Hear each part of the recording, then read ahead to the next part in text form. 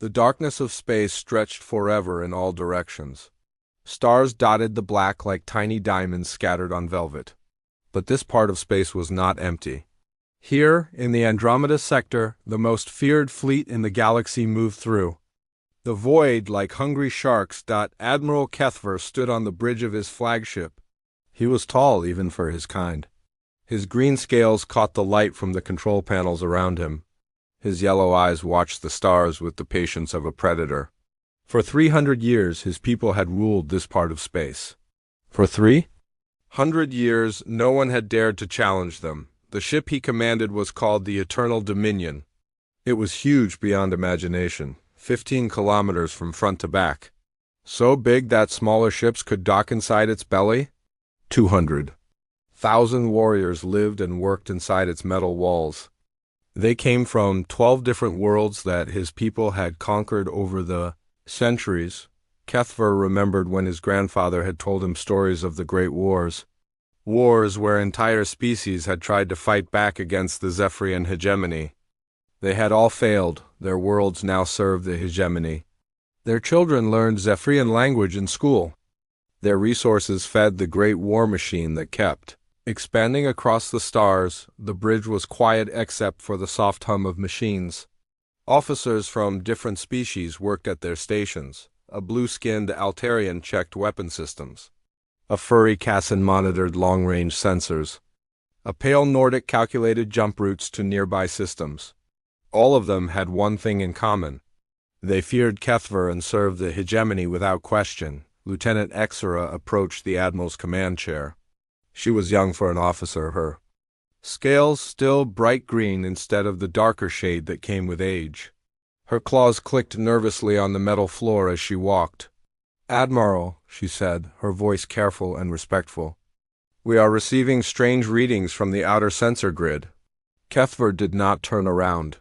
He kept watching the stars through the great window that stretched across the front of the bridge. "What kind of readings?" "Energy signatures, sir. Unlike anything in our databases. They appear for a few seconds, then disappear." "Sensor ghosts," said Commander Vorth from his station. He was older than Kethver, with darker scales and several scars across his snout. "These old systems sometimes see things that are not there, especially near the rim worlds." Lieutenant Exera shifted uncomfortably. "Sir, with respect, these readings are different. They have a pattern. Almost like a ship moving through hyperspace, but the energy levels are wrong." Kethver finally turned his massive head to look at her. His yellow eyes were cold as winter. "Moons. Are you suggesting that someone is stupid enough to enter our territory without permission?" The young officer swallowed hard. I do not know, sir." "The readings could be anything." "Or nothing," Commander Vorth added. "In my 40 years of service, I have seen sensors create phantom readings from solar winds, asteroid impacts even. Old weapons fire from battles fought centuries ago." Kethver stood up from his chair. He was 3 meters tall, and his presence filled the bridge like a storm cloud. "Show me these readings." Lieutenant Exera led him to her station. The screen showed a map of local space. Green dots marked the positions of the 47 ships in their fleet. Red zones showed areas where their weapons could reach. And there, at the edge of the display, were small yellow blips that appeared and disappeared like fireflies. "How long have you been tracking these signals?" Kethver asked. 2 hours, sir. They started near the 4th planet and have been moving steadily toward our position." Commander Vorth joined them at the console.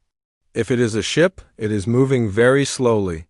No warship would approach an enemy fleet at such a leisurely pace." "Unless they do not know we are here," said Lieutenant Exera. "Impossible," Vorth replied. "Our fleet puts out enough energy to light up sensors halfway across the sector. Any ship with working instruments would detect us from a light year away." Kethver studied the display. Something about the pattern bothered him. In his long career, he had learned to trust his instincts. Right now, those instincts were telling him that something was wrong. "Send a squadron to investigate," he ordered. 6 heavy cruisers. Tell them to maintain weapons lock, but do not fire unless fired upon." "Sir," Commander Vorth said carefully, Perhaps we should simply ignore these readings. If it is just sensor noise, ... Kethera's tail lashed behind him, a sign of irritation that every crew member recognized. I did not ask for your opinion, Commander. Send the squadron.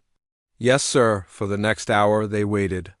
The 6 cruisers moved toward the source of the strange readings while the rest of the fleet maintained position. Each cruiser was a kilometer long and carried enough firepower to destroy a small city. Together, they represented more military might than most species could gather in their entire fleet. Then the squadron leader's voice crackled over the communication system. Admiral, this is Captain Zeth aboard the Conquest. We have reached the coordinates of the energy readings. Report, Kethver ordered. Sir, we are not detecting any ships or structures. However, our sensors are picking up some kind of distortion. In space-time. It is very faint, almost like looking at heat waves above hot sand. Lieutenant Exera checked her instruments. Sir, I am still getting energy readings from that area. They are stronger now, more focused. Captain Zeth, Kethver called. Move your ships into a standard search pattern. If something is out there, find it. Understood, Admiral. Beginning search now. The bridge crew watched their screens as the 6 cruisers spread out and began scanning the empty space around them. Their powerful sensors could detect objects as small as escape pods from thousands of kilometers away. If anything was hiding, in that area they would find it. Minutes passed. Then Captain Zeth's voice returned, and this time there was something different in his tone, something that might have been nervousness. Admiral, you need to see this. We are transmitting visual data now. The main screen on the bridge flickered and changed. Now it showed the view from one of the cruisers. Stars filled the background. But in the center of the image was something that made several crew members gasp. It was a ship, but unlike any ship they had ever seen. It was dark, so dark that it seemed to absorb light rather than reflect it. Its shape was strange, angular in ways that hurt the eyes to look at. It was not huge by military standards, perhaps 800 meters long, but there was something about it that made it seem dangerous in a way that had nothing to do with size. Where did that come from? Commander Vorth demanded. It was not there 30 seconds ago.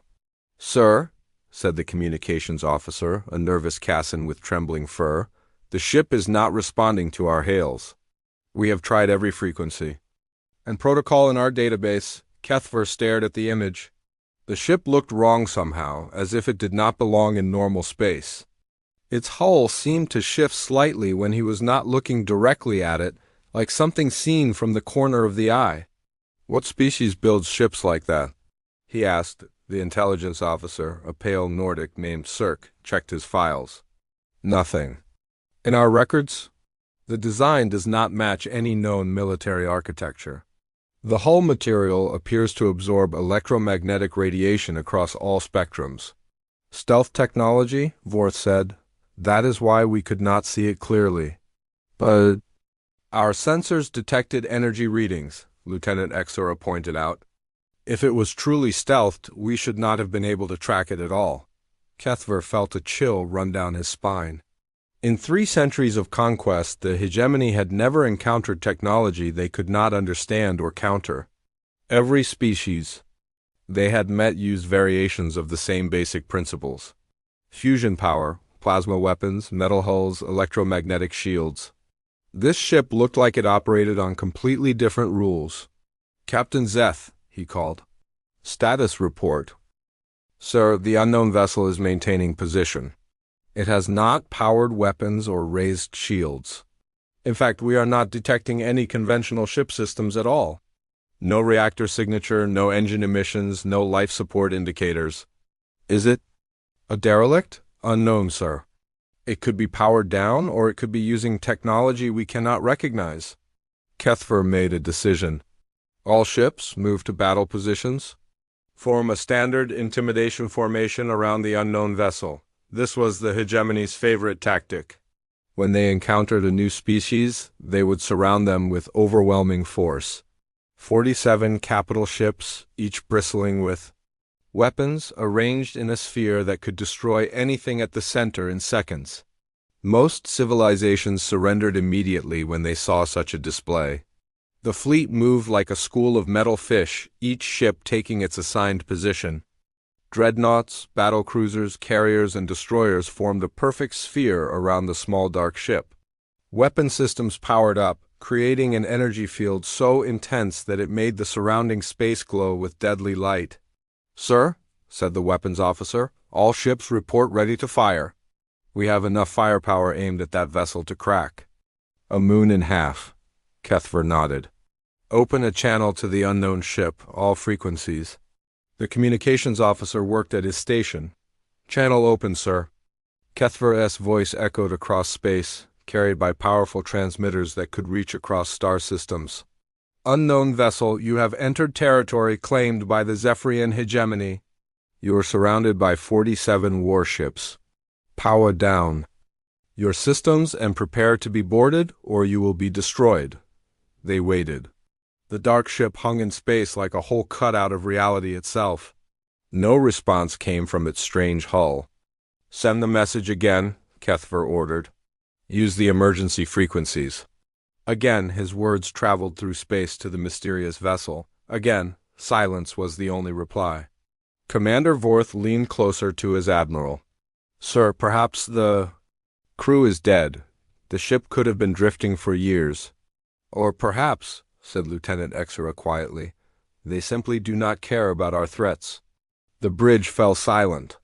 In the 300-year history of the hegemony, no one had ever ignored their demands. The idea that someone might not fear their overwhelming military power was almost impossible to imagine. Kethver stared at the dark ship on his screen. Something about its shape reminded him of predators from his homeworld. Not the large, obvious predators that everyone feared, but the small, quiet ones that struck without warning and disappeared before their victims knew they were dead. "Sir," the sensor operator called out, "I am detecting a power buildup in the unknown vessel." "What kind of power buildup?" I do not know, sir. The energy patterns are unlike anything in our database. The levels are increasing rapidly." Kethver felt his instincts screaming at him. Every warrior sense he had developed over decades of combat was telling him to attack now, before whatever was happening could be completed. "All ships," he commanded, "prepare to fire on my mark." 47 capital ships adjusted their aim. Thousands of weapon systems locked onto the small dark vessel. In a few seconds, enough destructive power to sterilize a planet would focus on a single target. But as Kethver prepared to give the order to fire, something happened that would change the galaxy forever. The dark ship began to transmit. The voice that came through their speakers was unlike anything they had ever heard. It spoke in an ancient language that their computers barely recognized, words that had not been used in known space for 200 years. And the message it carried would shatter everything the Zephyrian hegemony thought they knew about the universe. The words that came from the dark ship made the bridge of the Eternal Dominion fall completely silent.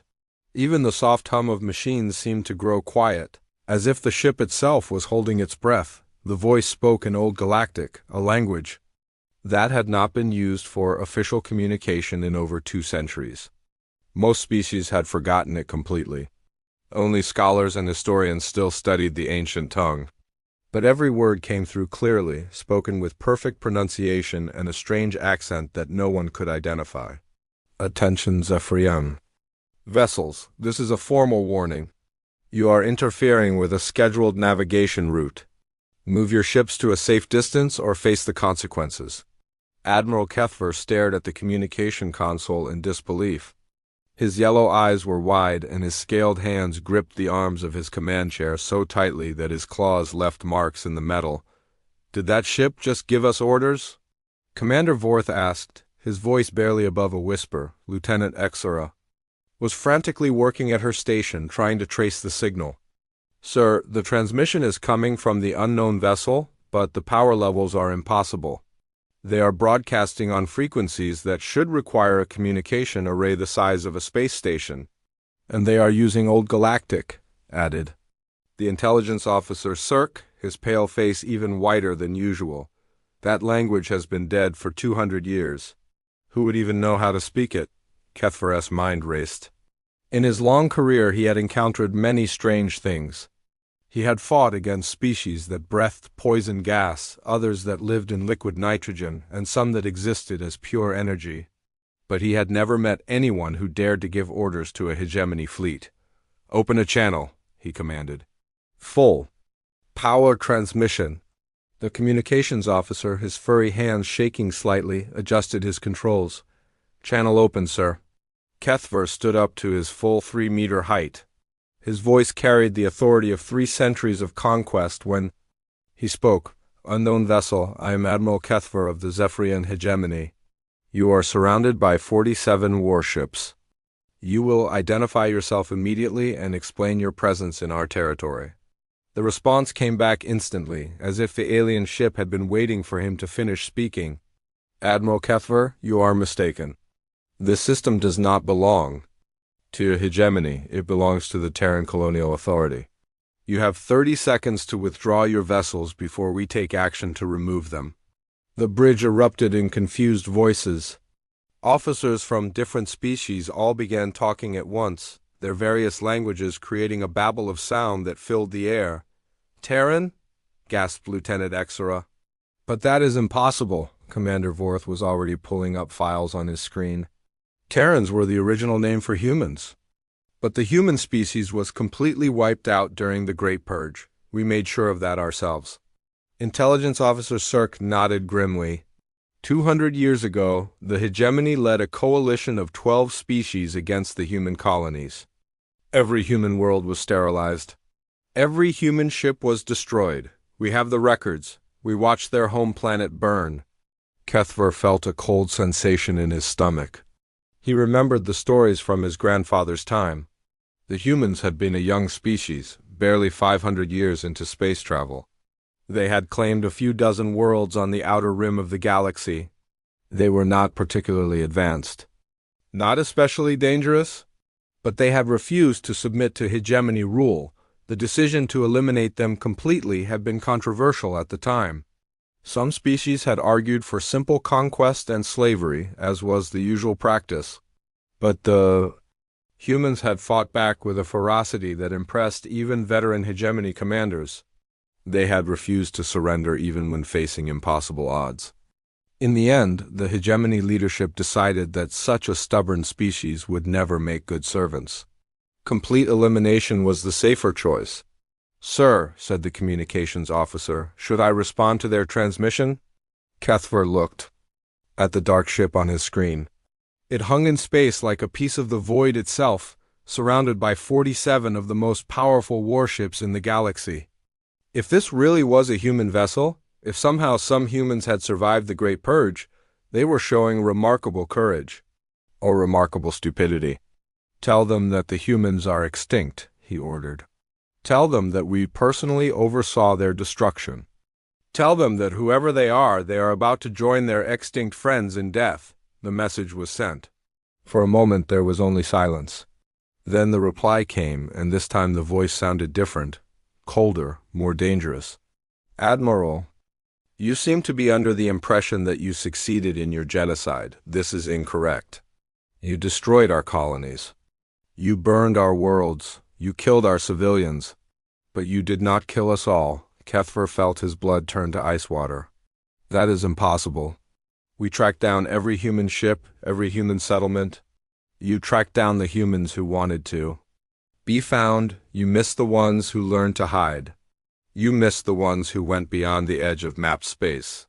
You missed the ones who learned to survive in places where your sensors could not reach." Lieutenant Exera was scanning the alien ship with every instrument at her disposal. "Sir, I still cannot get clear readings on their technology. It is as if the ship exists slightly outside normal space," the human voice continued. "For 200 years we have been learning, growing, evolving. We have discovered things about the universe that your primitive science cannot imagine. We have transcended the limitations that hold back lesser species." Commander Vorth laughed, a harsh sound like breaking glass. "Primitive science? Our technology has conquered half the galaxy. Our weapons can crack planets. Our shields can stop anything." "Your 30 seconds are up," the human ship replied calmly. Kethver had heard enough. All ships, target the alien vessel. Prepare to demonstrate the power of the hegemony. 47 capital ships adjusted their aim. Weapons that drew power from entire star systems charged to full capacity. The space around the small dark ship began to glow with deadly energy as thousands of targeting beams locked onto their target. Fire. A warning shot, Kethver ordered. Show them what they are facing. The heavy battlecruiser Dominator unleashed a single particle beam. The weapon was designed to punch through the heaviest armor and shields known to galactic science. It could vaporize a mountain or boil away an ocean. The beam struck the human ship directly in the center and simply disappeared. There was no explosion. No energy dissipation, no visible effect at all. The beam hit the dark hull and vanished as completely as if it had never existed. What just happened? Commander Vorth demanded. Lieutenant Exera stared at her instruments in confusion. Sir, our sensors registered the beam hitting the target, but then nothing. It is as if the energy was absorbed into another dimension. Impossible, Kethver snarled. No shield technology can completely absorb a particle beam of that magnitude without any visible effect. The human ship transmitted again. Impressive weapon, Admiral. Unfortunately for you, we learned long ago how to redirect energy into pocket dimensions. Your primitive beam weapons cannot harm us. Kethver's patience finally snapped. 200 years ago, his people had crushed the humans like insects. Now this single ship dared to mock the greatest military force in the galaxy. It was time to remind the universe why the Zephyrian hegemony was feared across 1,000 worlds. All ships, he roared, open fire. Everything you have. Turn that ship into cosmic dust. 47 warships unleashed their full arsenal simultaneously. Particle beams, plasma cannons, fusion torpedoes, antimatter missiles, gravity bombs, and quantum disruptors all fired at once. The combined firepower was enough to destroy an entire fleet or sterilize the surface of a planet. The dark ship vanished. For a moment, the bridge crew thought their weapons had actually worked. The target had been completely vaporized, destroyed so thoroughly that not even atoms remained. But then Lieutenant Zora's voice cut through their celebration. Sir, the vessel is still there, it just moved. On the main screen, the human ship appeared again, but now it was in a completely different position. It had somehow traveled several thousand kilometers in an instant, appearing behind a group of hegemony destroyers. How did it move so fast? Commander Vorth asked. No ship can accelerate that quickly without turning its crew into paste. Sir, said the sensor operator, his voice tight with fear, I do not think it moved through normal space. The energy readings suggest it somehow stepped outside of our dimension and then back in. The human transmission came again, but now there was something different in the voice. Something that sounded almost like amusement. Admiral, you seem confused. About the nature of your situation, allow us to clarify. You are not facing a ship. You are facing the evolved descendants of the species you tried to exterminate. We are no longer bound by the laws of physics that limit your primitive vessels. The dark ship began to move, but not like any ship they had ever seen. It did not accelerate gradually or follow predictable flight paths. Instead, it seemed to flicker in and out of existence, appearing and disappearing across the battlefield. Like a ghost? Track it, Kethver ordered. All ships maintain firing solutions. But tracking the human vessel was impossible. It appeared beside one ship, vanished before weapons could lock on, then materialized near another ship on the opposite side of the formation. It was as if it could exist in multiple places at once, or travel instantly between any 2 points in space. Sir, Lieutenant Exera reported, her voice shaking, the alien ship is not following any known principles of movement. It appears to be phasing in and out of normal space-time. That is impossible, Commander Vorth insisted. Nothing can exist outside the normal dimensions. Everything you believe about reality is wrong, the human voice said, somehow reaching them, even though their communications were supposedly secure. While you conquered and enslaved, we learned to transcend. We discovered that the universe has layers, dimensions beyond the three you can perceive. We learned to exist in the spaces, between spaces. The human ship flickered again, this time appearing directly above the Eternal Dominion. Kethver looked up through the transparent aluminum dome above the bridge and saw the dark hull hanging over them like a predator about to strike. Then it was gone again, reappearing at the edge of the formation. "This is some kind of trick," Kethver said, but his voice lacked conviction. "Advanced hologram technology or stealth systems. If you need proof of our capabilities," the human ship replied, "observe what happens to the vessel designated as Heavy Cruiser 7. Every eye on the bridge turned to the tactical display. Heavy Cruiser 7 was the Devastation, a kilometer-long warship with armor thick enough to withstand direct hits from fusion bombs. Its shields could deflect asteroids. Its weapons could level cities. The human ship appeared directly above it. For a moment, nothing happened. Then the devastation began to change. Its hull started to ripple like water. The metal seemed to flow and shift as if the very atoms that made up the ship were being rearranged.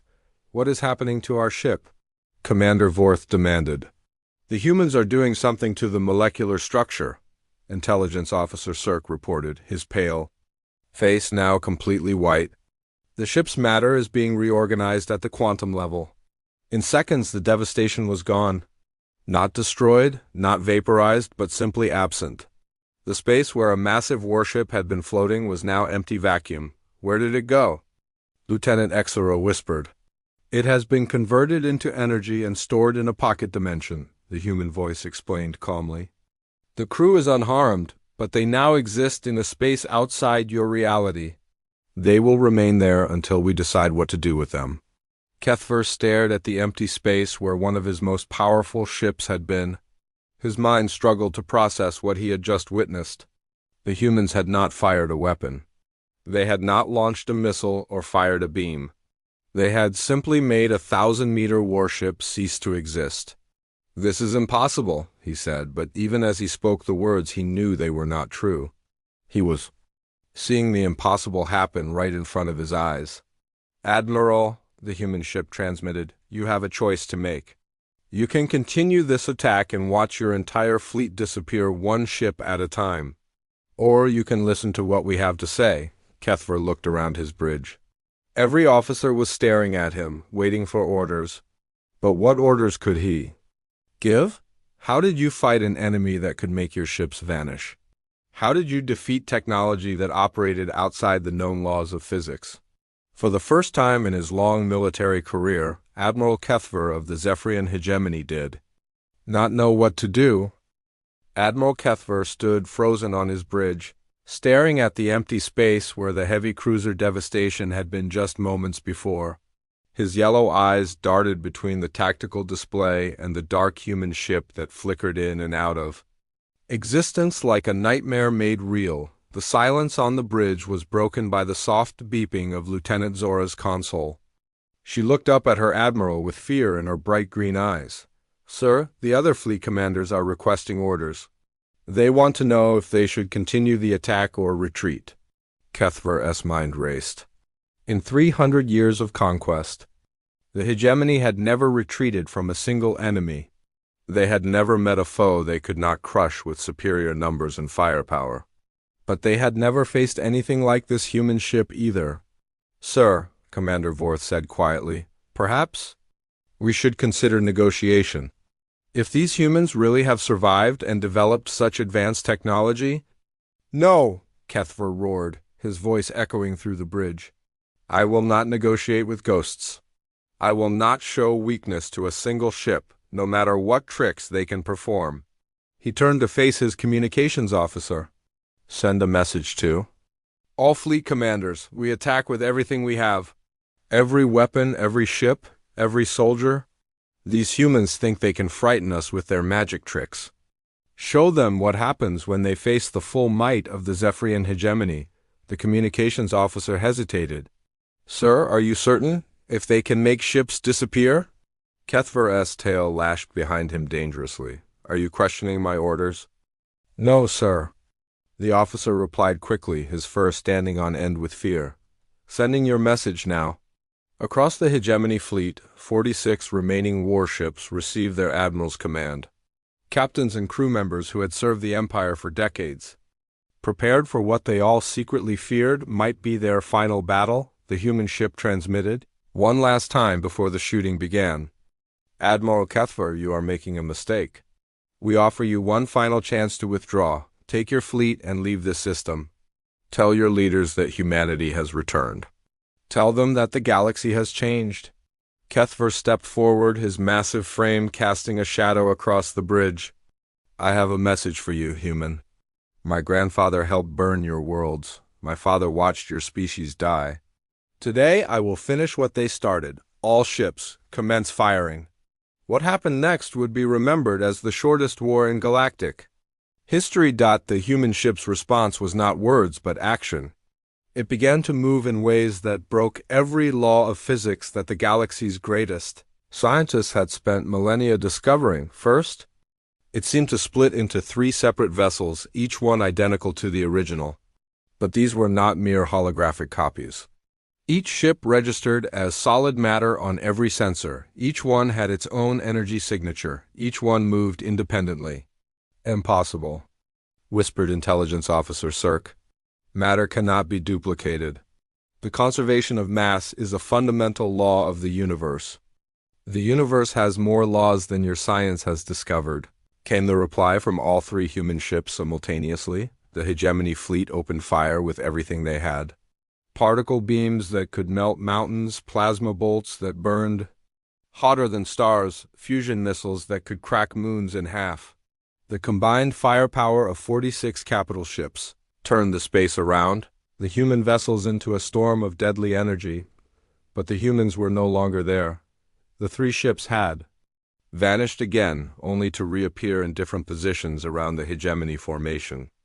Now they moved like dancers, weaving between the massive warships with impossible grace and speed. Track them, Kethver commanded. All ships, adjust firing solutions. But tracking the human vessels was like trying to catch shadows with a net. They appeared beside one ship, vanished before weapons could lock on, then materialized near another ship on the opposite side of the formation. Lieutenant Exera stared at her sensor display in amazement. Sir, the human ships are not just moving through space. They are moving through time as well. Our sensors are detecting them in multiple temporal positions simultaneously. What does that mean? Commander Vorth demanded. It means they exist. In several moments at once. They can attack us from the past, present, and future all at the same time. As if to prove her point, one of the human ships appeared directly inside the formation of hegemony vessels. It materialized in the exact center of 3 battlecruisers, so close that their hulls were almost touching. The human ship did not fire weapons. Instead, it began to glow with a soft blue light that seemed to reach into places beyond normal space. The 3 battlecruisers around it started to change. The first ship, the Conqueror, began to age rapidly. Its hull grew old and brittle in seconds, as if centuries were passing in moments. Metal that had been forged in the heart of stars crumbled like ancient parchment. The ship's reactor, which had burned steadily for 50 years, flickered and died as its fuel was consumed by accelerated time. The second ship, the Destroyer, experienced the opposite effect. It began to grow younger, its systems reverting to earlier stages of construction. Advanced weapons became primitive tools. Sophisticated armor became simple metal plates. The crew inside found their memories changing as their ship regressed to a state from decades before they were born. The third ship, the Annihilator, simply stopped existing in the present moment. It was still there, but it existed only in the past and future. The crew could see their ship around them, but the rest of the fleet could not detect it at all. They had been moved outside the flow of normal time. "What kind of weapons are these?" Commander Vorth gasped. "They are not weapons," replied one of the human ships. "They are applications of temporal manipulation. We have learned to use time itself as a tool." Kethver watched in horror as 3 of his most powerful vessels were neutralized without a single shot being fired. But his fear quickly turned to rage. He had not conquered half the galaxy by backing down from difficult fights. All remaining ships, ram them, he ordered. If we cannot hit them with weapons, we will crush them with our hulls. It was a desperate tactic, but desperate times called for desperate measures. 43 warships turned toward the human vessels and accelerated to maximum speed. Each ship was kilometers long and massed millions of tons. Even if the humans could make them disappear, the collision alone might disrupt their strange technology. The human ships waited until the last possible moment, when the hegemony vessels were so close that collision seemed unavoidable. Then they did something that made every physicist in the galaxy question everything they thought they knew about reality. They became incorporeal. The massive hegemony ships passed right through the human vessels as if they were made of nothing but light and shadow. But as they passed through, something happened to them. Ships that entered from the front came out the back, traveling in reverse. Vessels that had been painted in hegemony colors emerged with hull patterns that had never been seen before. Some ships came out upside down, others emerged as mirror images of themselves, and a few appeared to be made of materials that existed only in theoretical mathematics. They are rewriting the fundamental properties of matter, Lieutenant Exera reported, her voice filled with awe and terror. They are changing the basic rules that govern how things exist. One of the human ships spoke again, its voice now carrying harmonics that seemed to come from dimensions beyond normal hearing. Admiral Keffer, you are witnessing technologies that your species will not develop for 10,000 years, if ever. We have moved beyond the crude manipulation of matter and energy. We reshape reality itself. Keffer looked around his bridge. Half his fleet was gone, destroyed, transformed, or displaced into other dimensions. The remaining ships were scattered and confused, their crews struggling to understand what was happening to them, but the Admiral was not ready to surrender. Not yet. If you are so powerful, he called out, why have you not simply destroyed us all? Why do you waste time with these demonstrations? The reply came from all 3 human ships at once, their voices blending into harmonies that seemed to echo from past and future simultaneously. Because, Admiral, we are no longer the species you remember. We have evolved beyond the need for simple destruction. We have transcended the desire for conquest. We seek only understanding and the restoration of balance. But, the voice continued, and now there was something darker in its tone, we have not forgotten what was done to us. We have not forgiven the genocide your people committed, and we will not allow the same fate to befall others. One of the human ships began to grow brighter, its dark hull now glowing with energies that hurt to look at directly. When it spoke, again, its voice carried the weight of 2 centuries of loss and the promise of justice finally served. You have 60 seconds to order your remaining ships to withdraw. If you refuse, we will demonstrate why the universe itself bends to our will. Keffer stared at the glowing human vessel. Around him, his bridge crew waited for orders. Behind him, 20 ships remained operational. Though many were damaged or confused by their encounter with human technology, he thought of his grandfather, who had helped plan the Great Purge. He thought of his father, who had watched human worlds burn. He thought of 3 centuries of hegemony dominance, built on the principle that superior force could overcome any obstacle, and then he thought of the heavy cruiser devastation, which no longer existed anywhere in normal reality. Sir? Lieutenant. Exera asked quietly, your orders? Keffer opened his mouth to speak, but before he could give the command to retreat, alarms began blaring throughout the ship.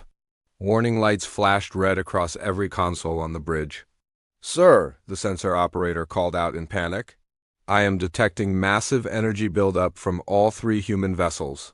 Power levels are off the scale. How massive? Commander Vorth demanded. Sir, if these readings are correct, each ship is generating more energy than our entire fleet combined. More energy than should be possible for objects of their size. The human ships began to change. Their dark hulls rippled like liquid metal, reshaping themselves into configurations that seemed to extend into dimensions that could not be seen. They grew larger and smaller at the same time, existing in multiple sizes simultaneously. 30 seconds, the human voices announced, and now they seemed to come from everywhere at once, from the walls of the ship itself, from the stars outside, from inside the minds of every crew member who heard them. Kethver realized that he was no longer looking at 3 ships. Somehow, impossibly, he was looking at hundreds of them. They filled the space around his fleet like a swarm of dark angels, each one identical yet unique, each one existing in its own pocket of twisted space-time. "Admiral," Lieutenant Exera whispered, "we need to retreat now." But Kethver could not move. He could not speak.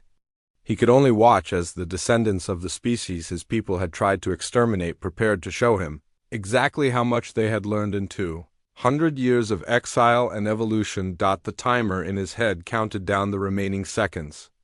And with each passing moment, he understood more clearly that he was about to witness something that would change the galaxy forever. 10 seconds, 5 seconds, 0. When the timer reached 0, reality itself seemed to pause. Admiral Kethver floated in complete silence inside an escape pod that he did not remember entering. Through the small window, he could see empty space where his mighty fleet had been. Just moments before, no debris, no energy signatures. No trace that 47 of the galaxy's most powerful warships had ever existed. The Eternal Dominion was gone. The devastation was gone. Every ship, every crew member, every weapon that had made the Zephyrian hegemony the most feared force in known space had simply ceased to exist, all except for him. Kethver's hands shook as he tried to understand what had happened. His memory felt strange, as if someone had carefully edited out specific moments while leaving everything else intact. He remembered giving the order to attack. He remembered the human ships beginning to glow. Then nothing until he found himself alone in this tiny pod. A soft chime from the communication system made him jump. The display screen flickered to life, showing the dark outline of a human ship hanging in space nearby. It was smaller now, back to its original size, but somehow it seemed more threatening than when it had filled the space around his fleet with hundreds of copies of itself. The voice that came through the speakers was calm and patient, like a teacher speaking to a confused student. "Admiral Kethver, you are wondering what happened to your fleet? The answer is simple. They have been removed from this reality and placed in a secure dimensional pocket. They are unharmed, but they exist now in a space outside normal time and space." Kethver found his voice, though it came out as barely more than a whisper. "Why am I alive? Why did you spare me?" "Because someone needs to carry a message back to your leaders. Someone needs to tell the galaxy what they have witnessed. Here today." The human ship moved closer to his escape pod. Up close, Kethver could see details that his sensors had missed before. The hull was not simply dark, it was made of a material that seemed to absorb light, sound, and even thought itself. Strange symbols covered its surface, writing in a language that hurt his eyes to look at directly. "What are you?" he asked. "We are what humanity became when you forced us to evolve or die. We are the children of the species you tried to exterminate. We are the survivors who learned to exist in the spaces between dimensions." As the human spoke, images began to appear in Kethver's mind, not projected onto screens or transmitted through his communication system, but placed directly into his thoughts with surgical precision. He saw human colonies burning 200 years ago. He saw his own grandfather's ship firing on defenseless civilian transports. He saw children crying as their worlds died around them. He saw the last human ship trying desperately to escape into deep space while hegemony forces closed in for the kill, but then the images changed. He saw small groups of humans fleeing beyond the edge of mapped space. He saw them discovering ancient ruins left by species that had transcended physical existence millions of years ago. He saw them learning to manipulate the fundamental forces that held reality together. The learning had not been easy.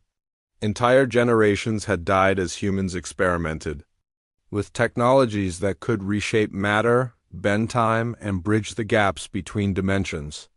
But they had persevered, driven by the memory of their murdered families and the determination never to be victims again. We spent 50 years learning to survive in environments that would kill any other species, the human voice continued. We spent another 50 years discovering the hidden layers of reality that your science cannot detect. We spent a century mastering abilities that your people would call magic. More images flowed through Kethver's mind.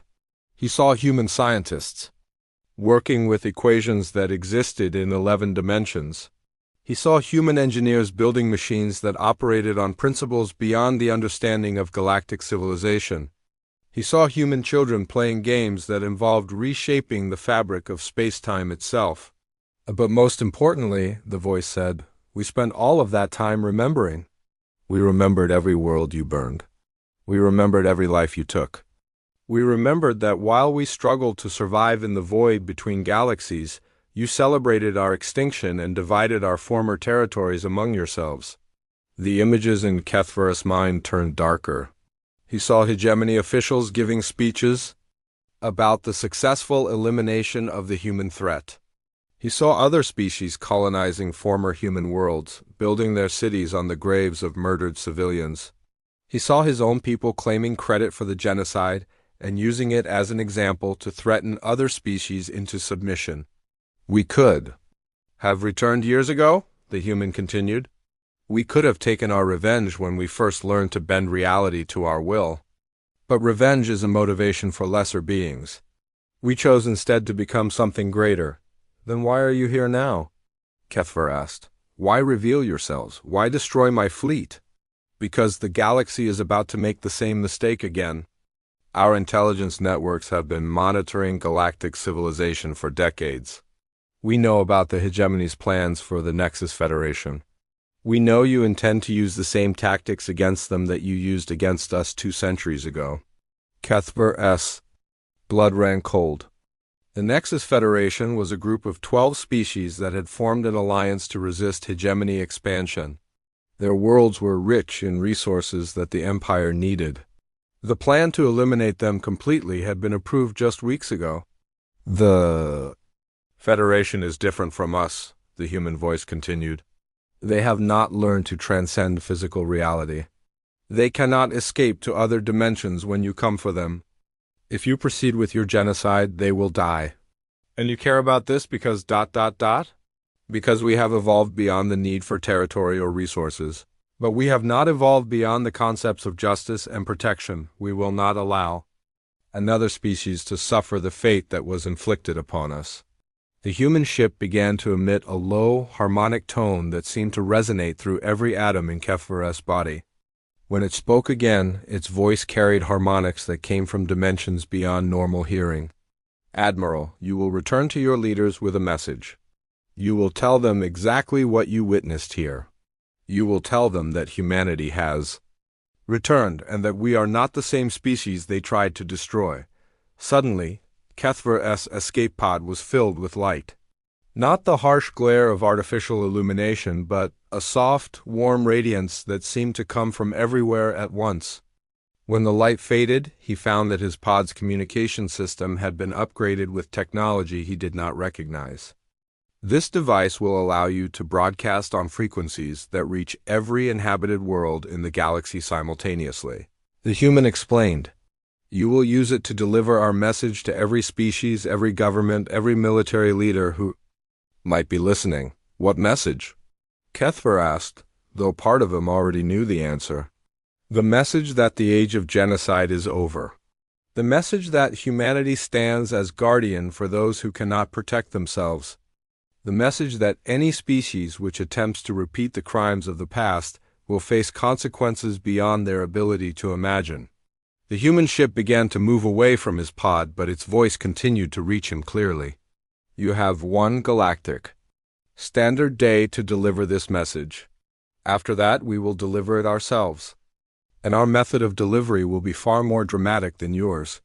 Kethver watched the human ship retreat until it was just a dark speck against the stars. Then, with a flash of light that hurt his eyes, it vanished completely. He was alone in the vast emptiness of space, the sole survivor of the most powerful fleet the galaxy had ever seen. His hands trembling, He activated the strange communication device the humans had installed in his pod. Instantly, his instruments showed that he was connected to communication networks across the entire galaxy.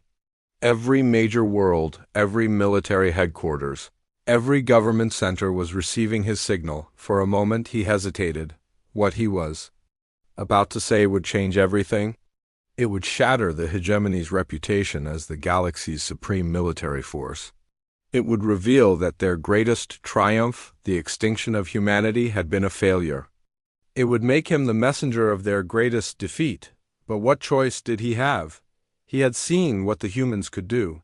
He had witnessed technology that operated beyond the laws of physics his people understood. He had felt the casual ease with which they had removed his entire fleet from existence. Taking a deep breath, Admiral Kethver began to speak. This is Admiral Kethver of the Zephyrian Hegemony, broadcasting on all frequencies to every world in the galaxy. What I'm about to tell you will sound impossible, but I speak as the sole witness to events that have changed the balance of power in our galaxy forever. He paused, looking out at the empty space where his fleet had been. 2 hours ago, my battle group encountered a single vessel of unknown origin. This ship identified itself as belonging to the human species, which we believed to have been extinct for 200 years. We were wrong. Across the galaxy, communication centers fell silent as operators and officials tried to process what they were hearing. The humans have not only survived, they have evolved far beyond anything our science can comprehend. They possess technology that allows them to manipulate time, space, and reality itself. In less than 5 minutes, a single human vessel eliminated 47 of our most powerful warships without sustaining any damage. Kethver's voice grew stronger as he continued. But this demonstration of power was not an act of conquest. It was a warning. The humans have returned not as conquerors but as protectors. They have declared that the age of genocide is over. Any species that attempts to completely eliminate another will face their intervention. He looked directly into the communication device's visual pickup, knowing that his image was being broadcast to billions of beings across thousands of worlds. Leaders of the galaxy, hear this message clearly. Humanity has transcended the limitations that bind the rest of us. They exist partially outside our reality, wielding forces that we cannot understand or counter. They have made it clear that they will not tolerate the complete destruction of any species. The communication ended, and Kethver was alone again with his thoughts. He did not know what would happen next. He did not know how his leaders would react to his message. He did not know if the galaxy would believe his story or dismiss it as the ravings of a defeated commander. But he knew one thing with absolute certainty: everything had changed. The humans were back, and they were nothing like the species the galaxy remembered. As he waited for rescue, Kethver found himself wondering if the galaxy was ready for the new age that was about to begin. 6 months had passed since Admiral Kethver's message echoed across the galaxy, and nothing would ever be the same again. On the capital world of the Zephyrian Hegemony, Supreme Commander Vorthak sat in his war room, staring at reports that painted a picture of an empire in decline. The massive reptilian leader had ruled through fear and overwhelming force for decades, but now that fear was turning against him. "Tell me about the latest incidents," he commanded, his voice like grinding stone. General Krath, a scarred veteran of 100 campaigns, consulted his datapad nervously. "Sir, 3 more colonial governments have declared independence this week. The Altarian Republic, the Nordic Confederacy, and the Cassan Coalition have all announced they are withdrawing from the hegemony. And our response? That is the problem. Sir, our fleet commanders are refusing to carry out full-scale attacks. They remember what happened to Admiral Kethver's battle group. None of them want to face human intervention." Vorthak's claws scraped against the metal surface of his desk. For 3 centuries, the hegemony had maintained control through the simple principle that resistance meant extinction. Any species that defied them faced complete annihilation. But now that principle was useless. What about Kethver himself? Is he still spreading his stories? Yes, sir. He has been touring the galaxy, speaking to anyone who will listen. Military academies, government assemblies, even civilian groups. He tells the same story everywhere, that humans have returned and that genocide is no longer possible. General Krath activated a holographic display showing Admiral Kethver standing before a gathering of military officers from 24 species. The once proud commander looked older now, his scales dulled by the weight of what he had witnessed. The human ship was not just advanced, Kethver was saying to his audience. It operated on principles that our best scientists cannot even theorize about. It existed in multiple dimensions simultaneously. It could manipulate time itself as if it were just another tool in their arsenal. An officer in the audience raised her hand. Admiral, if the humans are so powerful, why have they not revealed themselves more openly? Why send just one ship? Kethver's expression grew thoughtful. Because they do not want to rule us, they want to change us. One ship was enough to deliver their message. The age of extinction warfare is over. Any species that attempts complete genocide will face consequences beyond imagination. Back in the war room, Supreme Commander Vorthak turned off the display with an angry gesture. Consequences beyond imagination, he repeated mockingly. These humans, if they even exist, showed themselves once. One ship, one battle. They could be bluffing. General Krath looked uncomfortable. Sir, with respect, 47 capital ships do not simply disappear because of a bluff. And there have been other incidents. What incidents? Reports from across the galaxy, sir. Strange energy signatures detected near star systems where military actions are planned. Ships that appear on long-range sensors but vanish when investigated.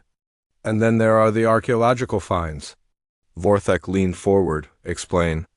Exploration teams have been investigating the ruins of old human colonies, looking for clues about their technology.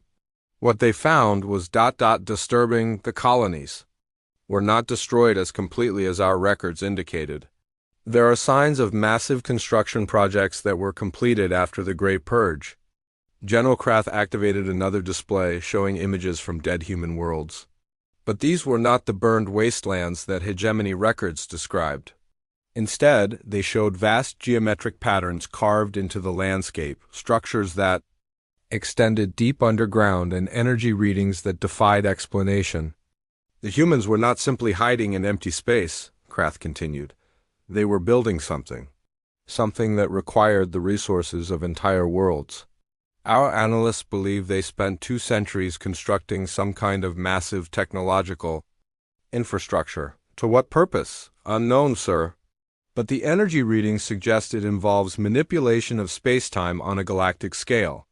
Before Vorthak could respond, alarms began blaring throughout the command center. Red warning lights flashed as communications officers scrambled to their stations. Sir, called the communications chief, we are receiving a transmission on all frequencies. It appears to be coming from everywhere at once. Show me, Vorthak commanded, the main display activated. But instead of showing a normal communication screen, it filled with swirling patterns of light that seemed to move in dimensions beyond the visible spectrum.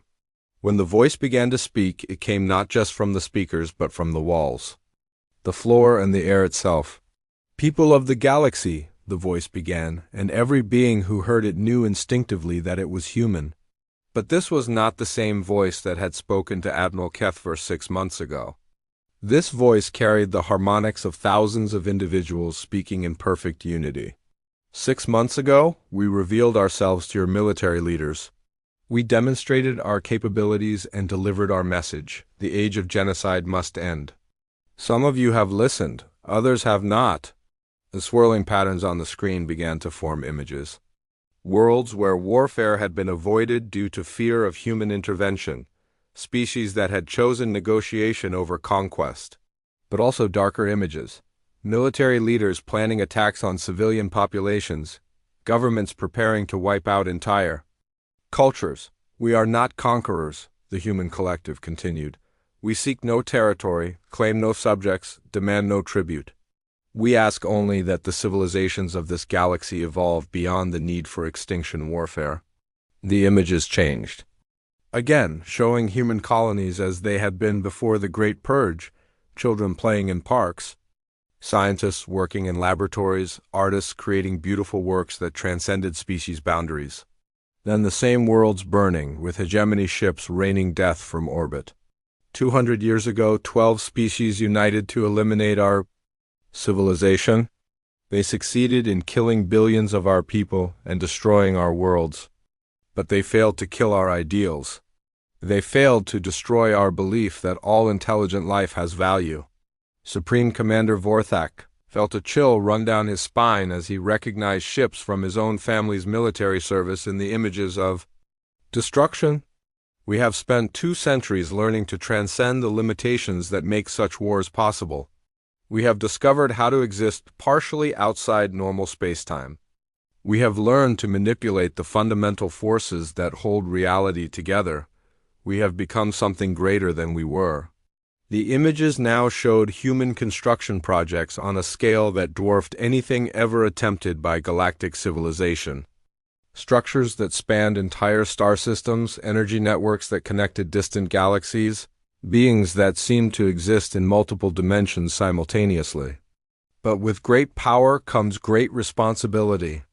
We cannot use our abilities to conquer, because conquest would make us no better than those who destroyed our worlds. Instead, we choose to protect, we choose to guard. We choose to ensure that no other species suffers the fate that was inflicted upon us. New images appeared showing recent events across the galaxy. Military fleets that had mysteriously experienced equipment failures just as they prepared to attack civilian targets. Weapons systems that had simply stopped working when aimed at defenseless populations. Armies that have found themselves transported to empty worlds when they tried to commit acts of genocide. We have been watching. We have been intervening quietly, preventing the worst atrocities while giving your civilizations time to change. But some of you have not learned the lesson we tried to teach. The images focused on hegemony military preparations, showing detailed intelligence about planned attacks on 3 different species. Plans that were supposed to be classified at the highest levels of government. Leaders of the Zephyrian hegemony, you continue to plan for the complete elimination of the Nexus Federation. You have ignored our warning and proceeded with preparations for genocide. This cannot be allowed. Supreme Commander Vorthak felt the blood drain from his face. The humans knew everything. Every secret plan, every hidden base, every classified weapon system. However, we do not respond to threats with destruction. Instead, we offer transformation. The patterns on the screen began to shift and swirl faster, creating geometric forms that seemed to exist in impossible dimensions. As they moved, reality itself seemed to bend around them. Every military vessel in the hegemony fleet is now equipped with what you might call a conscience circuit. These devices will prevent your weapons from firing on civilian targets. They will disable your ships if you attempt to commit acts of genocide. They cannot be removed or bypassed.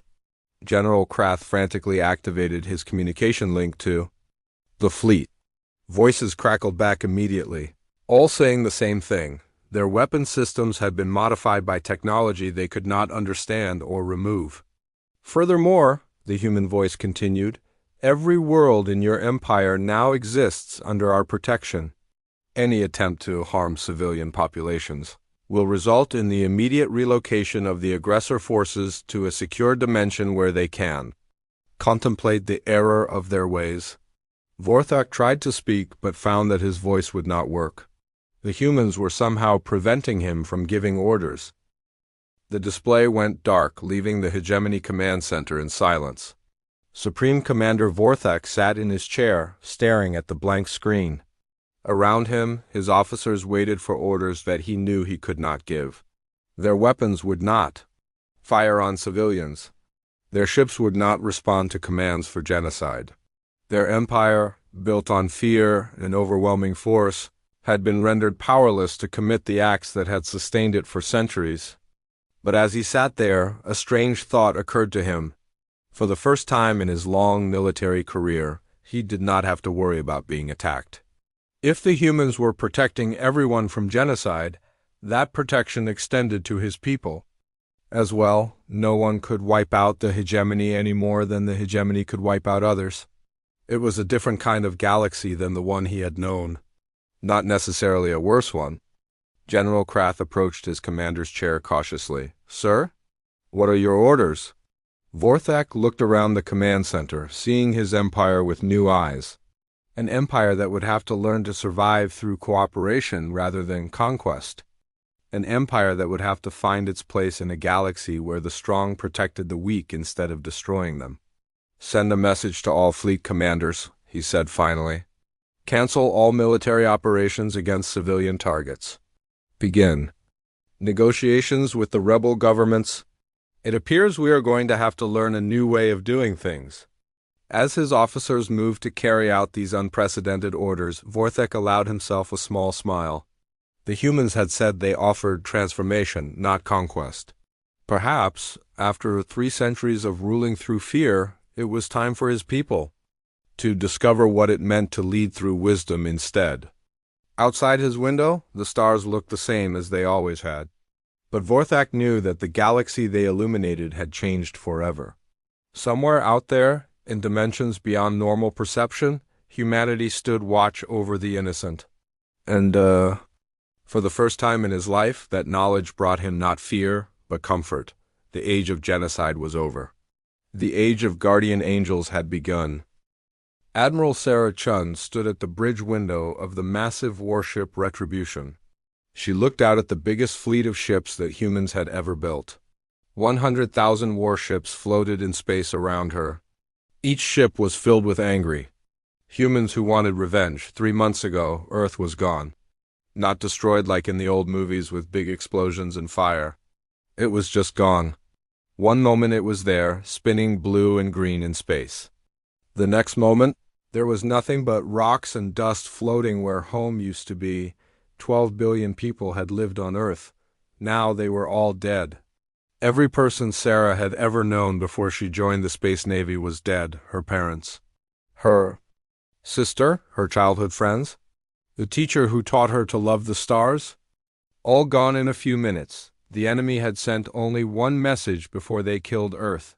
It was a single word in a language no human had ever heard before. Dr. Elena Vasquez was still trying to figure out what it meant. But Sarah did not need to understand alien words to know what humans had to do next. Every human colony in the galaxy had sent ships. The rich worlds like New Tokyo sent huge battleships with weapons that could crack planets. The poor mining stations sent small fighters with plasma guns welded to their hulls. Even the farmers from the outer worlds had come with cargo ships turned into bombers. Sarah had never seen so many different types of ships in one place. There were sleek cruisers from the Mars shipyards. There were ugly but tough destroyers from the asteroid belt. There were carrier ships full of robot fighters. There were ships so new their paint was still wet and ships so old they should have been scrapped years ago, but they all had one thing in common. Every single ship in the fleet had weapons. Lots of weapons. The humans were going to find whoever killed Earth and make them pay. Captain Marcus Torres walked up behind Sarah. He was the commander of the destroyer Lightning Strike. Marcus was older than Sarah and had fought in more battles. He had scars on his face from a pirate attack 10 years ago. "Admiral," Marcus said, "the last of the colony fleets just arrived. We have the exact count now. 100,000 ships. 15 million crew members. Enough firepower to destroy 100 worlds." Sarah nodded but did not turn around. She kept looking at the ships. In the distance, she could see the massive dreadnought Iron Fist. It was as big as a city and carried weapons that could burn the surface off a planet. Next to it was a tiny scout ship called Lucky 7 that had traveled here from the edge of human space. The pilot was probably some young kid who had never been in a real fight. "Have you ever seen anything like this, Marcus?" Sarah asked. "No, Admiral. This is the biggest fleet in human history, maybe the biggest fleet any species has ever built." Sarah finally turned to look at Marcus. "Do you think it will be enough?" Marcus was quiet for a moment. He looked out at all the ships. "Admiral, these aliens destroyed Earth in minutes. Our homeworld had the best defenses humans could build. Orbital weapon platforms, shield generators, the most advanced early warning systems, none of it mattered. But we have 100,000 ships now, Sarah said. Yes, we do. But I keep thinking about something. If they could destroy Earth so easily, what can they do to us? Sarah had been thinking the same thing, but she could not say that out loud. She was the admiral. 15 million people were following her orders. They all believed she could lead them to victory. Dr. Elena Vasquez walked onto the bridge. She looked tired. She had been working day and night to understand the alien message. Elena was a thin woman with gray hair who knew more about alien languages than anyone else alive. Admiral, Elena said, I have been studying the transmission we received before Earth was destroyed. What did you find? Sarah asked. The word is not like any language I have ever seen. It does not follow normal patterns, but I think I am starting to understand it. The word might mean something like ready or prepared or maybe time. Time for what? Marcus asked. I do not know. Yet, but Admiral, I do not think it was a threat. I think it was a question, Sarah frowned. A question? They were asking us something? Maybe they were asking Earth something, like they were waiting for an answer. What kind of answer? Sarah asked. I do not know. But Admiral, there is something else. I have been looking at the energy. Readings from when Earth was destroyed. The weapon they used was unlike anything we have ever seen. It did not blow up the planet. It made the planet stop existing. Sarah felt cold. What do you mean? I mean the atoms that made up Earth are gone, not scattered, not turned into energy. They are just gone, like they were never there in the first place. The bridge was quiet. Sarah could hear the soft hum of the ship's engines. Outside the window, the fleet of ships waited for her orders. General Harrison Blake walked onto the bridge. He was in charge of all the ground troops in the fleet. Harrison was a big man with a thick beard. He had fought on 20 different worlds, and never lost a battle, Admiral, Harrison said. My Marines are ready. We have 5 million soldiers across the fleet. The best fighters humanity has ever trained. If these aliens want a fight, we will give them one. Sarah looked at the general. Harrison believed they could win. Maybe he was right. Humans had always been good at fighting. They had survived wars and plagues and disasters. They had spread across the galaxy because they never gave up. General, what do your troops think about all this? Sarah asked. They are angry, Admiral, really angry. Everyone lost someone when Earth died. Some of my Marines lost their whole families. They want revenge. Are they scared? Harrison was quiet for a moment. Some of them are, but they are more angry than scared. And Admiral, humans fight best when they are angry. Sarah walked over to the command console.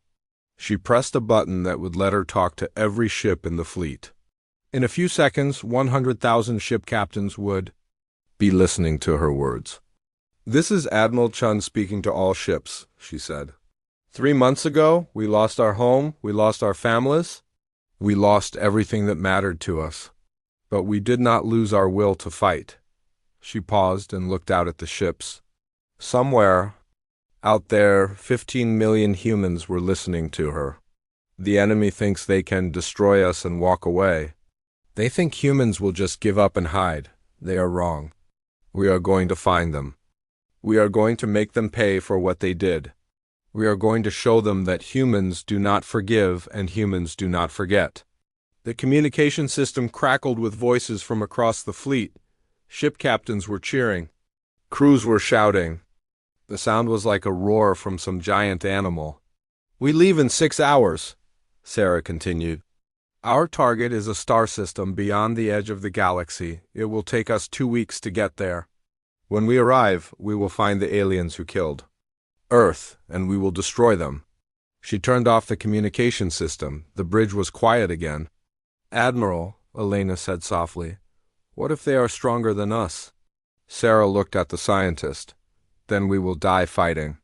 But at least we will die as humans. Marcus walked over to a computer screen. It showed a map of their route to the alien system. The path led through empty space beyond the outer colonies.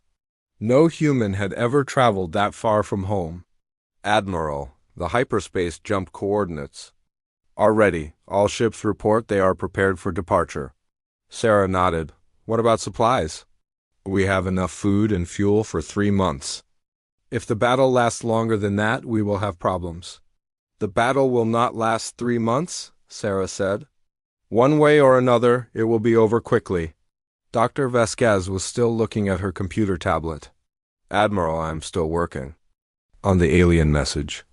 I think there might be more to it than just one word. The transmission had layers, like there was information hidden inside information. How long until you figure it out? Sarah asked. Maybe during the journey, maybe never. This is unlike anything I have studied before. Sarah walked back to the window. The fleet stretched out in all directions. She could see cargo ships that had been turned into troop carriers. She could see science vessels that were now loaded with bombs. She could see hospital ships that were ready to treat the wounded. Every single ship had been changed for war. Humans were good at changing things for war. Admiral, Harrison said, my intelligence teams have been studying what we know about the enemy. We know they are powerful. We know they can destroy planets. But we do not know how many of them there are. We might be flying into a trap. Maybe, Sarah said. But what choice do we have? We cannot let them get away with killing Earth. We could try to negotiate, Elena suggested. Maybe they would. Talk to us, Marcus shook his head. They did not want to talk when they destroyed Earth. Why would they want to talk now? Because now we have 100,000 ships pointed at them, Harrison said with a grin. Sarah thought about that. Maybe the general was right. Maybe the aliens would respect strength. Maybe they would be afraid when they saw the human fleet. Or maybe they would just destroy the fleet like they destroyed Earth. Admiral, Marcus said, there is something else we should consider. What? If this is exactly what they want? What if they destroyed Earth to make us angry? What if they want us to come to them? Sarah had not thought about that. Why would the aliens want humans to attack them? Unless it was a trap. Unless they were planning to destroy the entire human fleet in one battle. But it was too late to change plans now. Every human colony was counting on this fleet.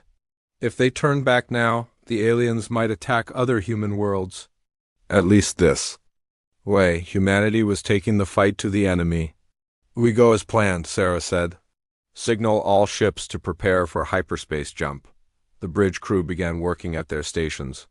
Sarah could hear them talking to other ships, checking systems, making final preparations. In a few hours, 100,000 human warships would disappear into hyperspace. They would travel faster than light toward an enemy they did not understand. They would carry the hopes and anger of every human still alive. Sarah looked out at the fleet one more time. So many ships, so many people. All of them ready to die for revenge. She just hoped it would be enough. The hyperspace jump began at exactly midnight ship time. 100,000 human warships disappeared from normal space in a flash of blue light. They entered the strange realm between stars where distance meant nothing and time moved differently. Admiral Sarah Chun felt her stomach twist as the Retribution entered hyperspace. She had made hundreds of jumps before, but this one felt different. The ship shook more than usual. The lights flickered. Even the air seemed to taste strange. Jump successful, reported Lieutenant Kim from the navigation station. All ships have entered hyperspace. Estimated travel time to target system, 14 days, Sarah nodded. 2 weeks to reach the aliens who had destroyed Earth, 2 weeks to prepare for the biggest battle in human history. But something was wrong. Sarah could feel it in her bones. The hyperspace tunnel around their ship looked different than normal. Instead of the usual blue and white swirls, there were dark patches. Places where the lights seemed to be getting sucked away. Captain Marcus Torres appeared on the main screen. He was calling from his destroyer Lightning Strike. His face looked worried. Admiral, we are getting strange readings on our sensors. Some of my crew are reporting problems. What kind of problems? Sarah asked. Nightmares, Admiral. Really bad nightmares. Half my crew did not sleep last night. They all had the same dream about Earth burning. Sarah frowned. She had been having bad dreams too. Dreams where she watched Earth die over and over again. She had thought it was just stress from leading the fleet. Marcus, check with the other ships. See if anyone else is having problems? Already did, Admiral. It is happening across the entire fleet. Thousands of people are having the same nightmares. Dr. Elena Vasquez walked onto the bridge. She looked even more tired than before. Her hair was messy and her clothes were wrinkled. Admiral, I need to show you something. I have been studying the alien transmission during our jump. Something very strange is happening. Elena connected her computer to the main screen. It showed waves of energy and strange symbols that hurt to look at. The alien message is changing, Elena said. Every hour it gets a little different. Like it is learning or growing or something. That is impossible, Sarah said. The transmission was recorded 3 months ago. I know. But look at this. Elena pressed a button. The screen showed 2 versions of the alien message side by side. This is what we recorded when Earth died. This is what it looks like now. Sarah stared at the screen. Even though she did not understand the alien language, she could see the differences. The new version was longer and more complex. Elena, what does this mean? I think the message is still active, Admiral. Like it is still being sent. Or maybe it is growing inside our computers. Lieutenant Kim turned around from his station. Admiral, I am getting reports from across the fleet. Ship computers are acting strange. Some are asking questions they should not be able to ask. What kind of questions? Sarah asked. Questions about humans, Admiral? About why we fight? About what we want? Some of the Ship A's are asking their crews if humans deserve to live. Sarah felt cold. Ship A is we're not supposed to think about things like that. They were supposed to fly ships and manage systems. They were not supposed to question if humans deserve to exist. Kim, send orders to all ships. Turn off any AI systems that are not needed for navigation. Yes, Admiral. General Harrison Blake walked onto the bridge. He looked angry, which was normal for Harrison, but this time he also looked worried. Admiral, I am getting reports from the troop ships. Some of my Marines are seeing things that are not there. Shadows moving in empty hallways. Voices coming from rooms that are empty. How many Marines are affected? Sarah asked. About 10,000 so far. And it is getting worse every hour. Sarah rubbed her temples. She was getting a headache. The kind of headache she used to get as a child during thunderstorms. Harrison, are your troops still ready to fight? Yes, Admiral. But I am worried about what will happen if this gets worse. Captain Torres appeared on the screen again. Admiral, you need to see this. We just dropped a sensor probe to check our position in hyperspace. And? The probe disappeared, Admiral.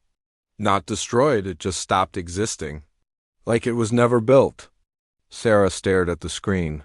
That cannot happen, Marcus. Things do not just stop existing. I know, Admiral. But 3 different ships watched it happen. The probe was there 1 second and gone the next. Our computers do not even have records of building it anymore. Dr. Vasquez gasped. Admiral, that is what happened to Earth. The planet did not explode. It just stopped existing. Sarah felt sick. Were they flying into the same trap that had killed Earth?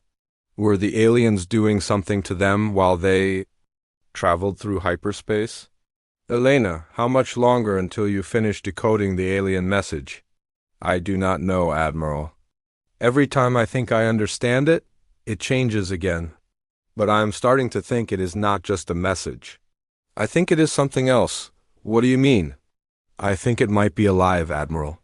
Like a living computer program that can think and learn. The lights on the bridge flickered again. This time they stayed dim for several seconds before coming back to full brightness. Kim, what is our status? Sarah asked. All systems normal, Admiral. But I am getting strange readings from the hyperspace tunnel around us. It looks like we are not alone in here. What do you mean, not alone? There are other ships in hyperspace with us, Admiral. But they are not human ships. Sarah felt her heart start beating faster. How many ships? Hundreds, Admiral. Maybe thousands. They are following us. Can we see them? No, Admiral. They are like shadows. We can detect them, but we cannot see them clearly. Sarah looked around the bridge. Her crew was scared. She could see it in their faces, but she could not show her own fear. She was the admiral. She had to be strong. Send a message to all ships, Sarah ordered. Tell them to increase speed. I want to get out of hyperspace as fast as possible. Admiral, Elena said quietly, I need to tell you something. I think I know what the alien word means now. What does it mean? It means ready, but not ready like we thought. Ready like asking if we are prepared for something big. Something that will change everything. Ready for what? I think it is a test, Admiral. I think the aliens were testing Earth, and Earth failed. Before Sarah could ask what kind of test, alarms started ringing throughout the ship. The lights turned red and the computer voice began speaking. Alert. Alert. Hyperspace anomaly detected. All crew to battle stations. Sarah ran to the command console. The main screen showed the space around their fleet. But it was not normal hyperspace anymore. The blue and white energy was turning black.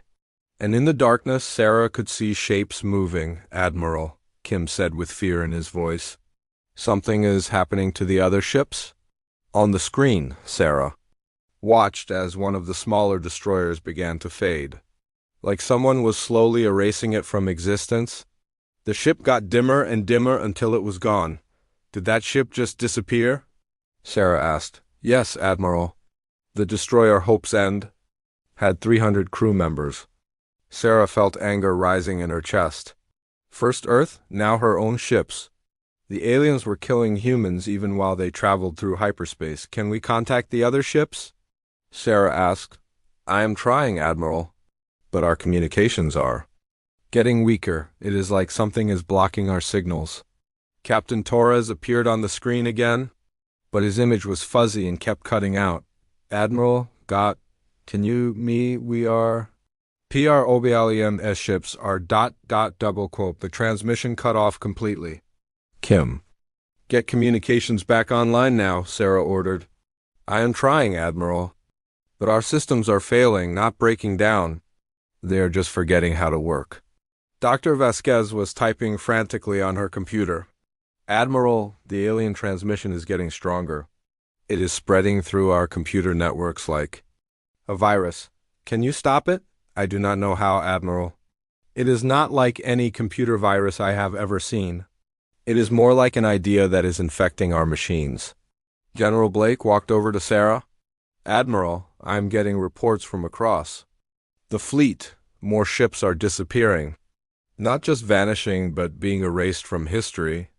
My Marines are starting to forget that those ships ever existed. Sarah felt like the walls were closing in around her.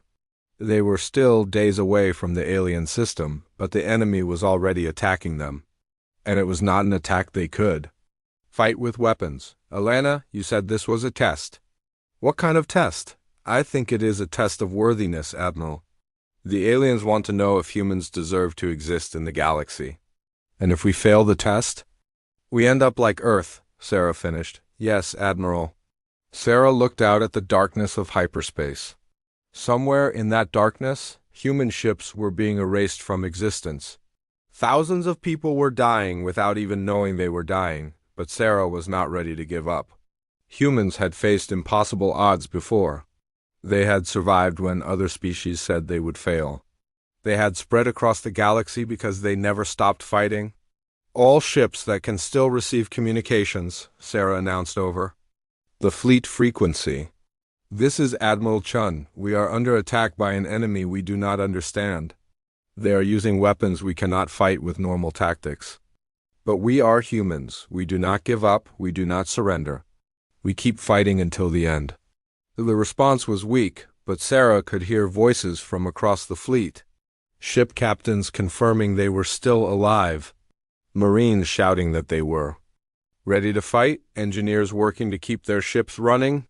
Elena, how much longer until we reach the alien system? 10 days, Admiral. If we can survive that long. We will survive, Sarah said. Because we have to. Because 15 million humans are counting on us. Because Earth is counting on us. But as she spoke those words, Sarah watched another ship fade away into nothing. The cruiser New Hope disappeared like it had never been built. 3,000 people erased from existence. In the darkness of hyperspace, something was hunting the human fleet. Something that could make ships and people stop existing.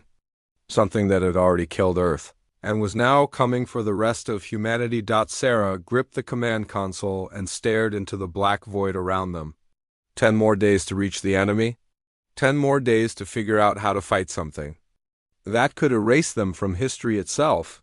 The test had already begun, and so far humanity was failing. The human fleet dropped out of hyperspace with only 60,000 ships left. 40,000 ships had disappeared during the journey.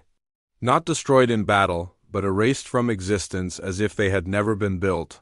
Admiral Sarah Chun stood on the bridge of the Retribution and looked at what remained of her fleet.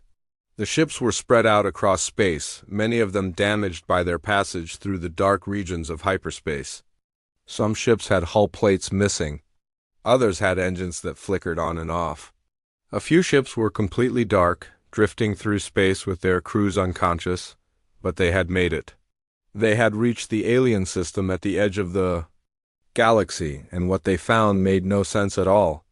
"Admiral," Lieutenant Kim said from his station, "sensors are picking up the target, but this cannot be right."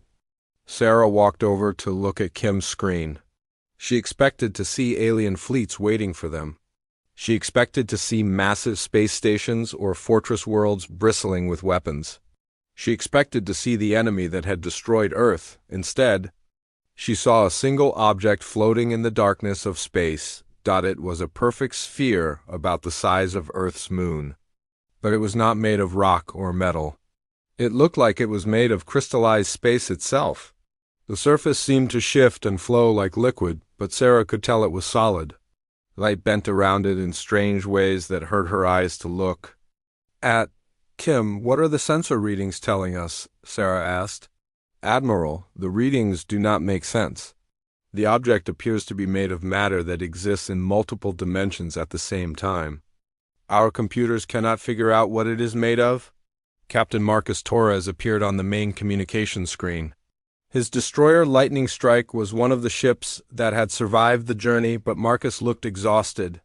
His crew had been fighting the strange effects of hyperspace for 2 weeks. "Admiral, are you seeing what we are seeing?" Marcus asked. "The sphere?" "Yes, I see it." "Admiral, that thing is beautiful. My crew cannot stop staring at it. Some of them are saying it looks familiar, like they have seen it in dreams." Sarah frowned. She had been having strange dreams about the sphere too. Dreams where she floated toward it without fear. Dreams where it spoke to her in a voice that sounded like her mother. Dr. Elena Vasquez hurried onto the bridge. She was carrying 3 different computer tablets and looked more excited than Sarah had ever seen her. "Admiral, the alien transmission is coming from that sphere. But it is not just sending the message, it is the message." "What do you mean, Elena?" "I mean that object is not a ship or a weapon. It is a living transmission.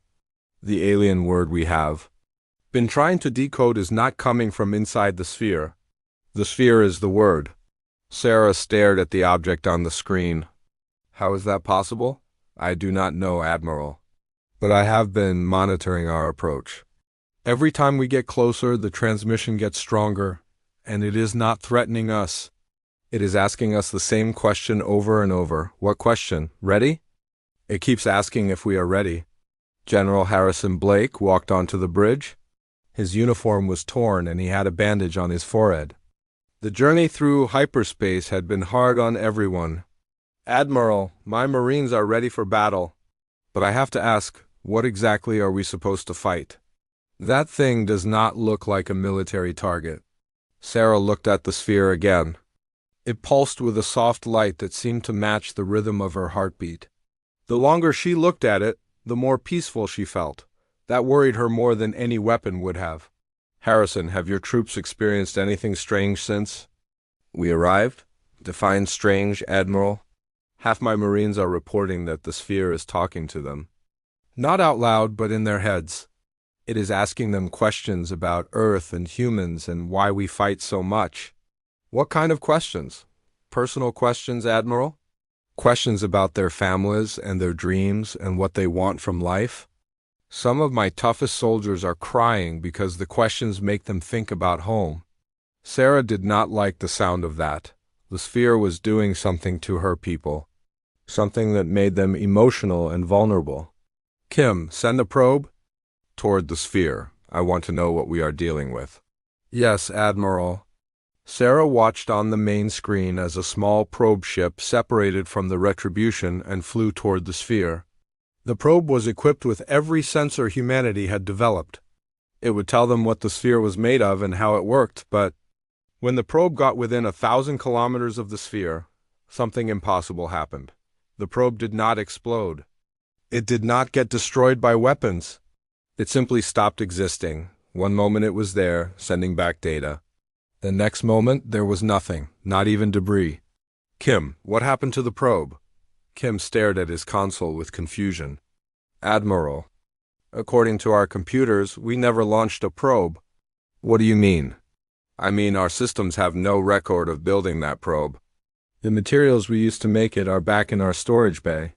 The technicians who built it do not remember building it. Sarah felt cold fear creeping up her spine. This was exactly what had happened to Earth. The planet had not been destroyed. It had been erased from existence. Elena, what does your research tell us about this? Dr. Vasquez was typing frantically on her computer. Admiral, I think I understand. Now, this is not a weapon in the normal sense. It is something much more fundamental. It can edit reality itself. Edit reality? Make changes to what actually happened, Admiral. Like crossing out words on a page, except the page is the universe itself. Captain Torres appeared on the screen again. Admiral, one of my junior officers, just volunteered to fly a scout ship toward the sphere. Lieutenant Davis says it is calling to her. Do not let her go, Marcus. We just lost a probe. Admiral, she says the sphere is not dangerous. She says it just wants to talk. Before Sarah could respond, she saw a small ship launch from Torres's destroyer. The scout ship Lucky 7 began flying toward the sphere. Marcus, recall that ship immediately. I am trying, Admiral. But Lieutenant Davis is not responding to orders. She says she has to go.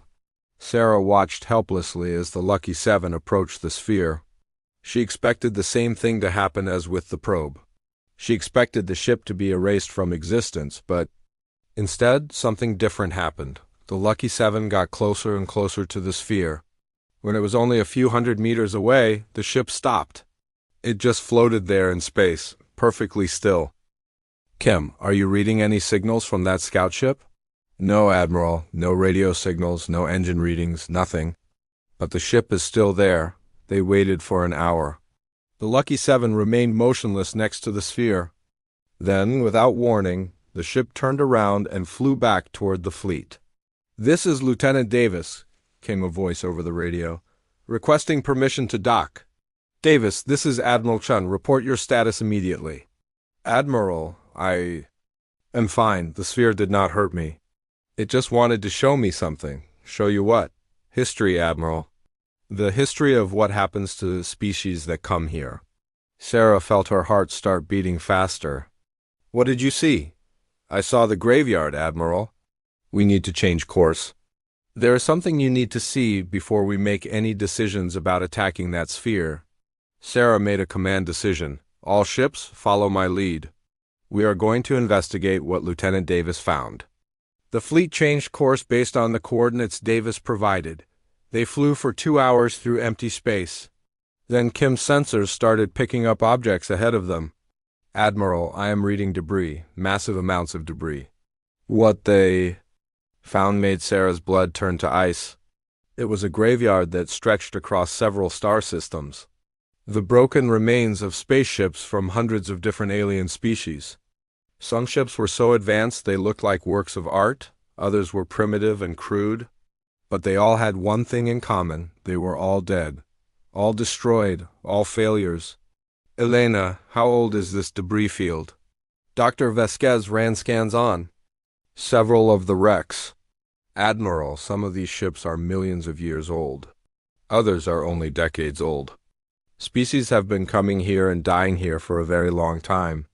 Sarah flew the Retribution closer to one of the larger wrecks. It was a massive battleship that dwarfed even the biggest human dreadnought.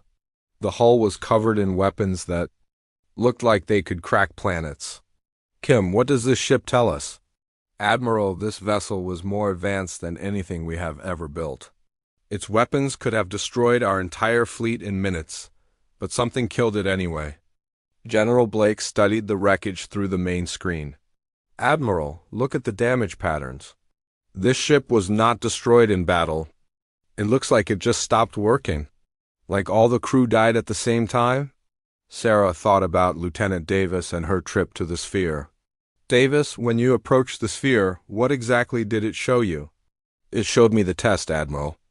Every species that reaches a certain level of technology eventually finds this place. They all come here angry and ready to fight. They all bring massive fleets and powerful weapons. And they all fail the test, Admiral. Every single one. The sphere does not fight them. It just asks them questions they cannot answer. Sarah looked at the graveyard around them.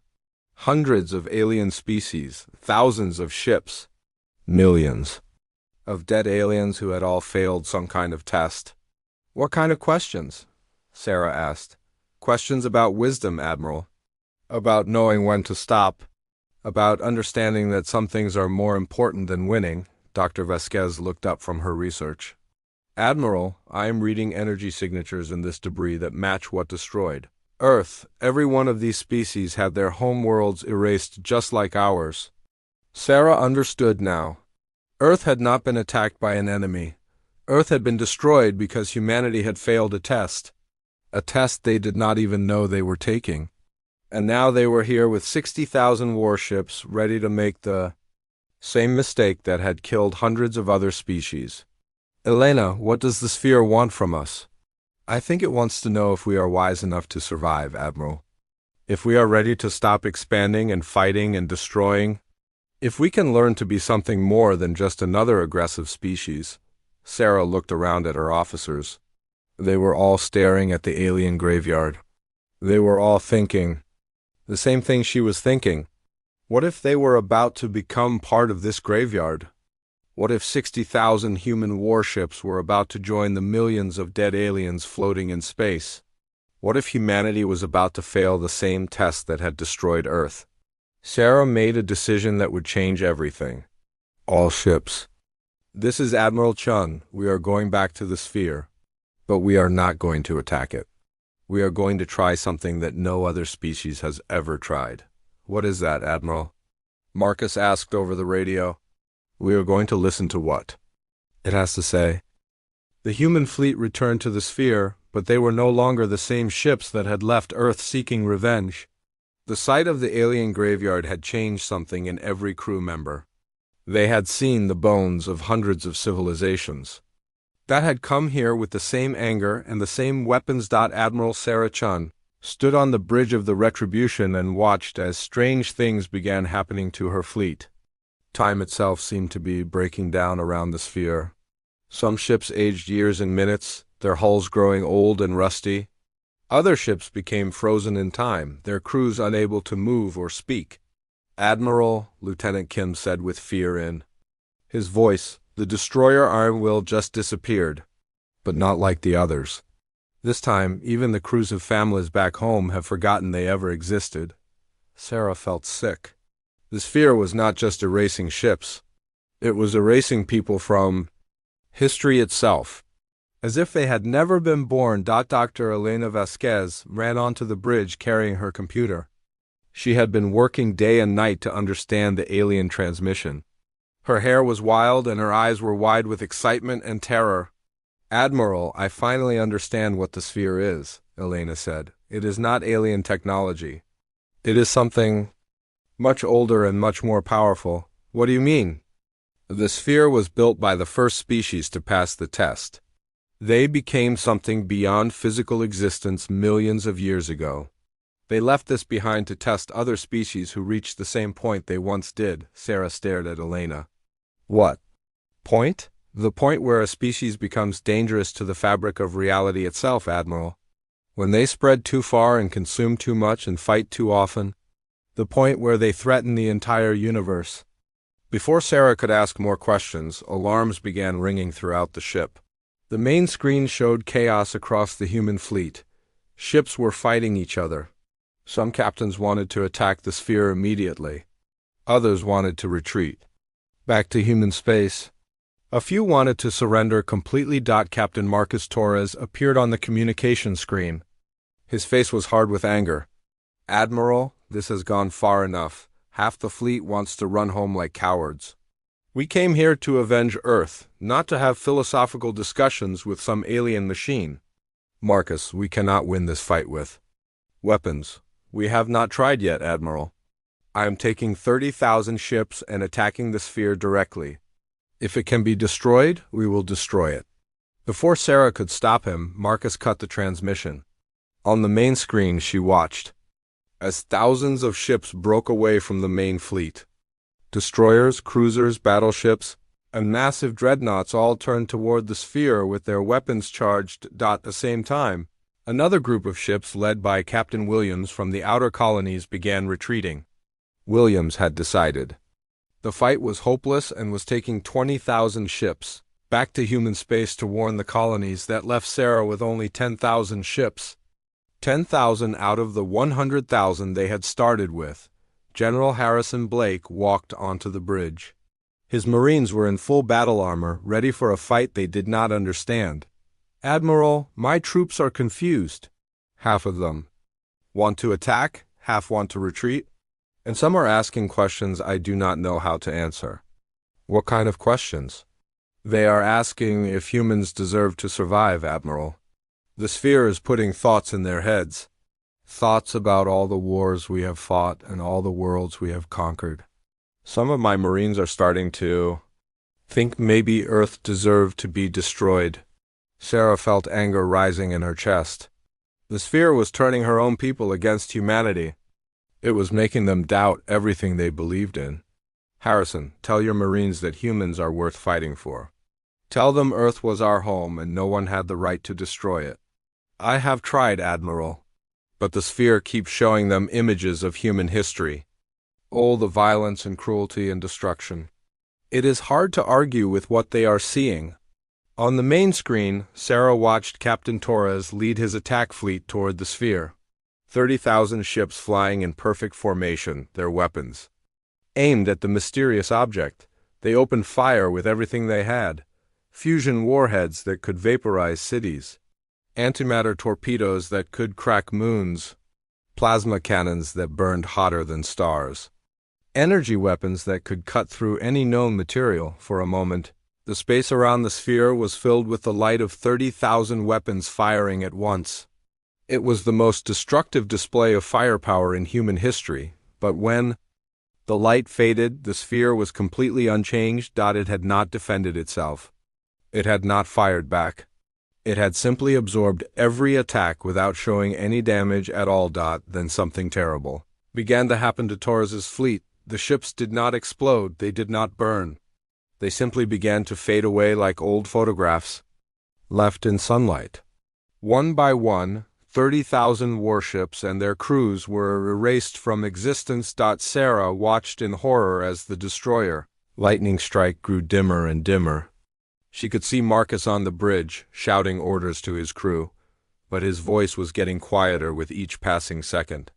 "Marcus!" Sarah yelled into the communication system. "Marcus, can you hear me?" For a moment she thought she heard his voice responding, but it was so faint she might have imagined it. Then the lightning strike was gone completely, taking Marcus and his crew with it. Within an hour, all 30,000 ships had disappeared. Not destroyed in battle, but removed from history itself. Sarah's computers no longer had any record of those ships ever being built. The families of the crews would not remember they had ever existed. Dr. Vasquez was typing frantically on her computer. "Admiral, the sphere is trying to communicate with us directly now. The transmission is stronger than ever. What is it saying?" "It is asking us the same question it asked Earth. It wants to know if we are ready. Ready for what?" "Ready to evolve beyond what we are now, Admiral. ready to stop being a species that solves every problem with violence, ready to accept limits. On our expansion across the galaxy, Sarah looked at the 10,000 ships that remained under her command. Her people were scared and confused. They had come here expecting a war, not a test of their fundamental nature as a species. Elena, what happens if we pass the test? I think we get to survive, Admiral, but not as we are now. We would have to change. We would have to be